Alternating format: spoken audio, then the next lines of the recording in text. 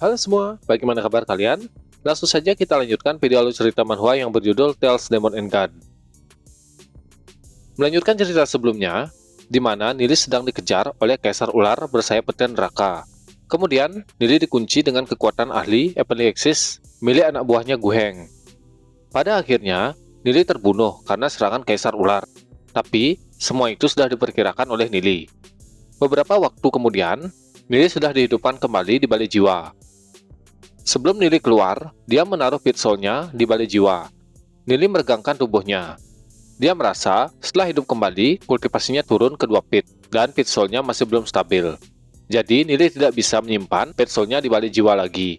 Atau, dia tidak akan bisa pergi ke dunia luar untuk sementara waktu.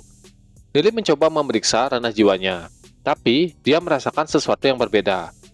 Biasanya, setelah 1 kali kematian, pit soul-nya akan menghilang 1. Tapi pit soul ketiga Nili yang berwarna kuning kelihatannya cuma melemah. Nili merasa, sepertinya dia akan cepat kembali ke 3 pit lagi. Nili bergumam, benar-benar ada banyak hal aneh yang terjadi di kehidupan ini. Dan yang terpenting, keuntungan Nili dari perjalanan ke dunia luar ini sangat besar. Meskipun Nili mati, tapi itu masih sepadan. Danau Dewa tingkat menengah. Kira-kira bakalan berapa banyak batu spiritual yang bisa dihasilkan di dalam lukisan bermil-mil sungai dan pegunungan. Saat Nili berjalan keluar dari Balai Roh, seseorang memanggilnya. Itu mengejutkan Nili. Nili melirik ke arah sumber suara itu. Kemudian dia berkata, "Oh, saudara Xingyun." Xingyun meminta maaf karena tidak bisa melindungi Nili. Nili tertawa kecil. Dia mengatakan, itu tidak apa-apa.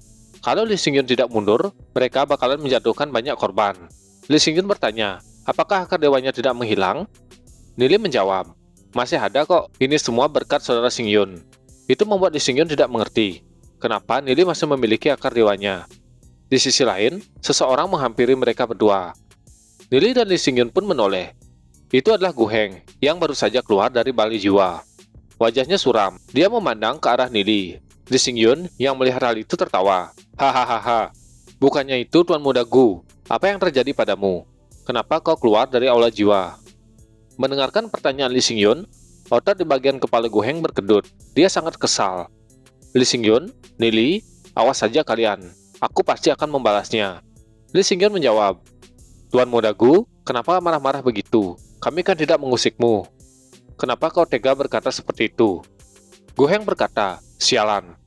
Kalian jangan terlalu senang dulu. Sebaiknya, kalian berhati-hati mulai sekarang.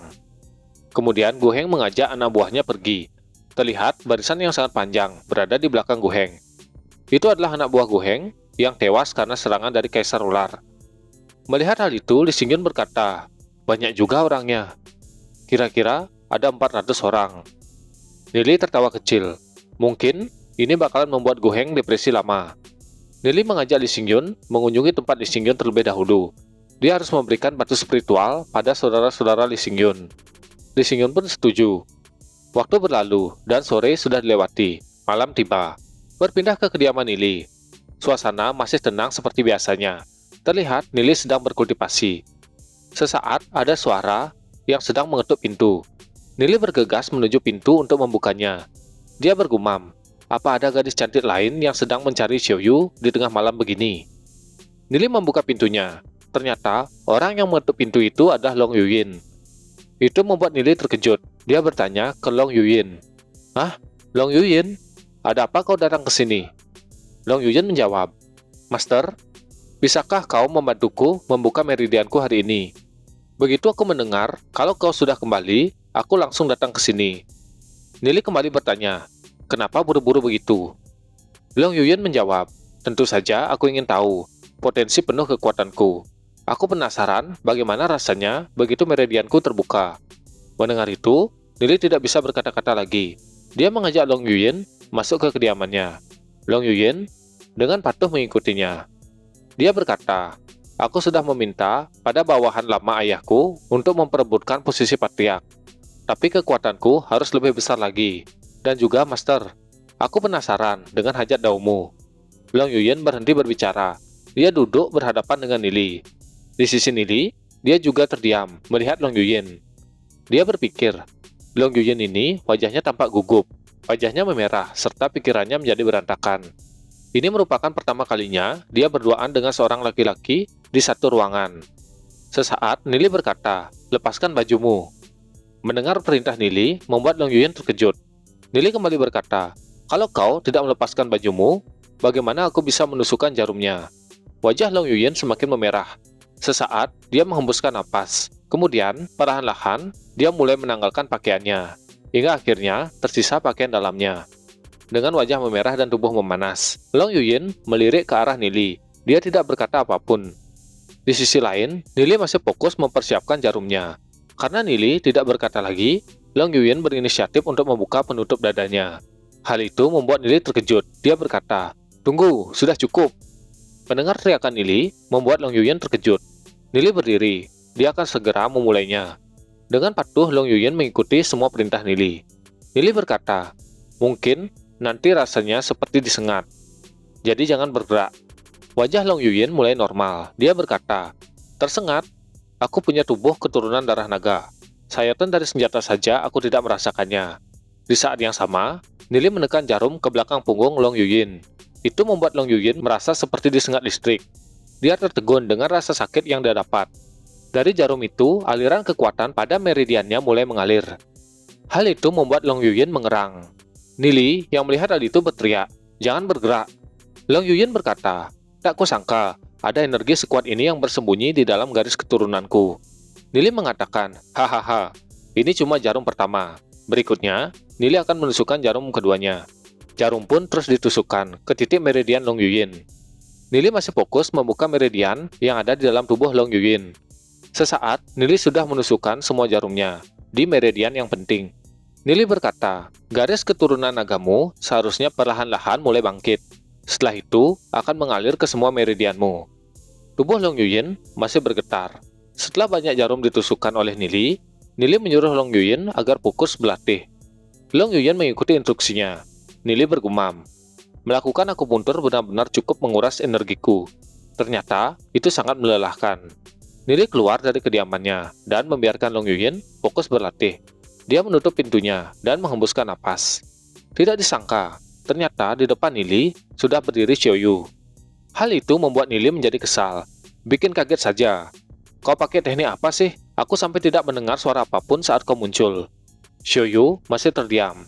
Dia memandang Nili dengan wajah kesal. Nili yang tidak paham masih tidak mengerti. Kemudian dia bertanya ke Xiaoyu, "Ada apa? Kau tidak habis dibunuh lagi di dunia luar kan?" Xiaoyu berkata, "Bisa-bisanya kau melakukan hal seperti itu. Kau sudah membuat Ning'er kecewa." Nili tidak mengerti apa yang dimaksud Xiaoyu. Dia berkata, "Memangnya, apa yang aku lakukan? Kenapa aku membuat Ning'er kecewa?" Xiaoyu memejamkan matanya. Dia mengatakan, "Kau tahu persis apa yang sudah kau lakukan." Nili masih tidak mengerti dengan apa yang dia maksud. Xiaoyu pun pergi. Kemudian Nili berkata, "Apa ini soal Long Yuyin? Ini berbeda dari Ning'er. Kau sudah salah paham." Saat Nili menyelesaikan perkataannya, Xiaoyu sudah masuk ke kediamannya dan menutup pintu. Melihat itu, Nili terkejut. Nili berpikir, kalau Xiaoyu pasti salah paham tentang hubungannya dengan Long Yuyin. Nili berpikir, membuat Ning'er kecewa. Dia memang istriku di kehidupanku sebelumnya, tapi ini bukanlah sesuatu yang seharusnya Xiaoyu pikirkan. Apa mungkin Xiaoyu tertarik dengan Long Yuyin? Nili kembali berpikir, apa mereka berdua saling mengenal? Tapi, kalau bukan Long Yuyin, jangan-jangan dia tertarik padaku. Hal itu membuat Nili tidak percaya. Dia sakit kepala dan berkata, Tidak. Ini tidak mungkin." Malam pun terus berlalu. Kediaman Nili masih tenang. Setengah jam kemudian, cahaya yang sangat terang muncul dari kamar Nili. Cahaya itu terus bertambah kuat. Dari kejauhan terlihat cahaya itu menembus ruangan dan menjulang tinggi ke langit, membentuk sebuah pilar cahaya. Nili berpikir, sepertinya dia sudah selesai membangkitkannya. Aura ini, seharusnya dia sudah berada di 5 pit, dan kultivasi di masa depannya akan terus berkembang pesat. Sebelum masuk, Nili berkata, "Long Yuyin, aku akan masuk." Terdengar teriakan dari dalam. Itu membuat telinga Nili menjadi sakit. Nili menutup telinganya, kemudian dia menoleh ke sekeliling. Dia sangat terkejut. Penutup dada Long Yuyin sudah hangus terbakar. Kini, Long Yuyin menutupi dadanya dengan kedua tangannya. Nili masih menatap Long Yuyin. Dia bergumam, "Wah, pakaiannya terbakar semua." Kemudian, Nili mengucapkan permisi. Dia berbalik keluar dari ruangan tersebut. Sesaat kemudian, terlihat Long Yuyen sudah mengenakan pakaian barunya. Dengan wajah memerah, dia menyapa Nili. Nili berbalik dan bertanya, "Jadi bagaimana? Apa semua meridianmu sudah terbuka?" Long Yuyen menjawab, "Ya, semua meridianku sudah terbuka." Mendengar itu, Nili tersenyum. Dia berkata, "Baguslah. Kalau begitu, saat kau di rumah, kau perkuatlah kultivasimu sedikit. Kekuatanmu pasti akan terus meningkat pesat. Kultivasimu sudah sangat kuat. Sepertinya, aku tidak akan cocok menjadi mastermu lagi." Long Yuyen berkata, "Tidak, kau sudah menjadi masterku. Apapun yang terjadi, kau tetaplah masterku." Mendengar itu, Nili berkata, "Aku cuma bercanda. Ini sudah larut, kau harus pulang." Kalau seseorang melihatmu malam-malam begini, mereka pasti berpikir macam-macam. Mendengar itu, Long Yuyen tertegun. Dia berkata, "Baik." Kemudian, Long Yuyen berlari meninggalkan kediaman Nili. Sebelum keluar dari kediaman Nili, Long Yuyen berbalik. Dia berkata, "Master, aku akan kembali lagi." Kemudian, Long Yuyen kembali berlari. Nili bergumam. Padahal, dia baru pertama kali ke sini. Tapi Xiaoyu sudah salah paham. Kalau dia datang malam-malam lagi, apa yang bakalan terjadi nanti? Berpindah ke suatu tempat. Terlihat Long Yuyen masih berjalan pulang. Dia merasakan sesuatu dan terkejut. Long Yuyen menatap ke depan. Di sana ada Huyong yang sedang berdiri menatap Long Yuyen. Dia berkata, "Long Yuyen, kau dari mana di tengah malam begini?" Huyong mengepalkan tangannya. Long Yuyen bertanya, "Apakah kau mengikutiku?" Kemudian dia melewati Huyong. Sambil membelakangi Huyong, Long Yuyen kembali berkata, "Mau kemanapun, itu bukan urusanmu. Kalau kau mengikutiku lagi, awas saja kau." Huyong menggertakkan giginya. Dia mengatakan, "Long Yuyen, aku sudah melihat semuanya. Tak kusangka kau seorang pelacur." Mendengar perkataan Huyong, Long Yuyen berhenti berjalan. Dia menoleh ke arah Huyong. Di sisi lain, Huyong kembali mengatakan, "Kau habis pergi ke laki-laki lain di tengah malam begini kan? Dasar tidak tahu malu." Long Yuyen menyipitkan matanya. Dia menjadi kesal. "Kau bilang apa?" Long Yuyen berjalan mendekati Huyong. "Coba kau ulangi lagi, yang barusan kau katakan." Huyong benar-benar kembali berkata, "Memang benar itu adanya kan? Kau itu adalah tunanganku. Kenapa kau selingkuh?" "Karena kau sudah selingkuh, cepat atau lambat, aku pasti akan membunuh laki-laki itu." Melihat Long Yuyen sudah berada di depannya, Huyong menjadi sedikit panik. Napasnya mulai tidak beraturan. Wajah Long Yuyen berkedut. Dia berkata, "Dasar sampah. Mana mungkin orang sepertimu pantas buatku." Long Yuyen berteriak, "Kau itu cuma anak manja.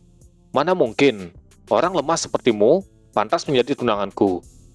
Long Yuyen menghentakkan kakinya. Dia bersiap-siap, kemudian tendangan dilepaskan. Tendangan itu tepat mengenai pusaka perang Huyong. Bagaimana kelanjutan ceritanya? Jadi kita akan lanjutkan pada video selanjutnya. Jangan lupa like, komen, dan subscribe. Terima kasih.